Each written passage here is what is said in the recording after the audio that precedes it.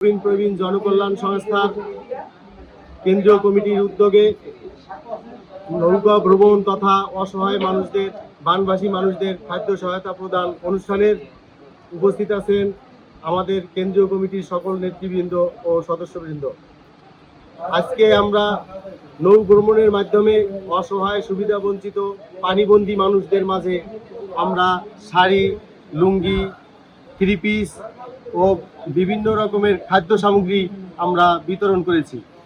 আজকে সমাজে অবহেলিত নিপীড়িত মানুষের জন্য নবীন প্রবীণ জনকল্যাণ সংস্থা নিয়মিত সবসময় কাজ করে আসছে, বিগত সময় দৃষ্টান্তমূলক কাজ করে আসছে এবং বাকি দিনগুলো আমরা এই সংস্থার মাধ্যমে এই অবহেলিত নিপীড়িত মানুষের মাঝে আমরা সার্বিক সহযোগিতা সেবা দিয়ে যাব বলে প্রত্যয় ব্যক্ত করছি। শাহিন শিকদার, জনাব মামুন গাজী, আমি সহসভাপতি শওকত আলী, আমরা এই প্রতিষ্ঠানটা এই তিনজন প্রতিষ্ঠাতা সদস্য হিসাবে শুরু করি। এখন আমাদের সাথে একত্রতা পোষণ করে শত শত প্রাণ আমাদের মাঝে বিভিন্ন রকম সার্বিক সহযোগিতা সহ আমাদের সাথে একত্রতা পোষণ করছে।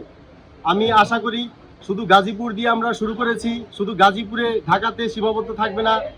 আমাদের এখন সেবাটা সারা বাংলাদেশের বিভিন্ন অসহায় বঞ্চিত মানুষরা সেবা পাচ্ছে, কিন্তু আগামীতে আমরা সারা বাংলাদেশের কার্যক্রম নিয়ে পরিচালিত করব বলে আশা ব্যক্ত করছি।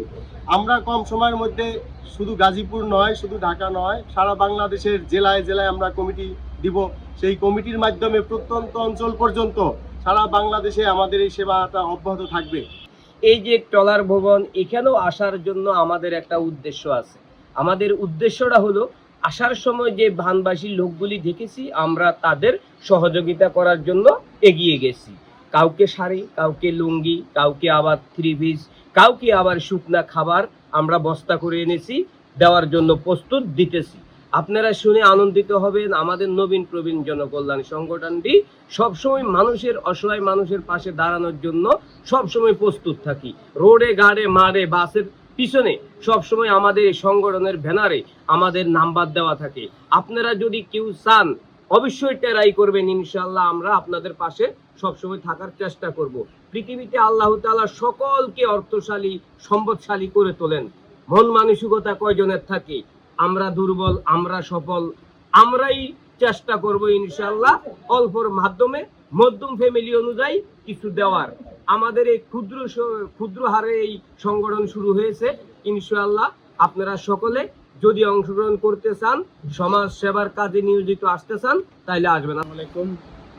প্রথমে নবীন প্রবীণ জনকল্যাণ সংস্থা যারা প্রতিষ্ঠা করে তাদেরকে আমার পক্ষ থেকে স্বাগত অভিনন্দন জানাচ্ছি। কারণ আমাদের জন্মলগ্ন থেকে একটা চিন্তাধারা থাকে যে আরও মানুষের মাঝে বেঁচে থাকবে। এই বেঁচে থাকা কিন্তু এমনি এমনি হয় না, মানুষের জন্য কোনো কিছু করার মধ্যে দিয়ে হয়। যারা এই চিন্তা ভাবনা করেছেন যে এই নামটার মধ্যে দিয়ে সার্থকতা, নবীন প্রবীণ জনকল্যাণ সংস্থা, অর্থাৎ মানুষের কল্যাণের মধ্যে দিয়ে নিজের বেঁচে থাকা, এই উদ্দেশ্যকে যারা বাস্তবায়ন করতে চাচ্ছে তাদের সাথে একমত হতে পেরেছি এবং সেই সংগঠনে আছি বলে তাদেরকে ধন্যবাদ জানাই। তারা প্রতিষ্ঠা করেছে।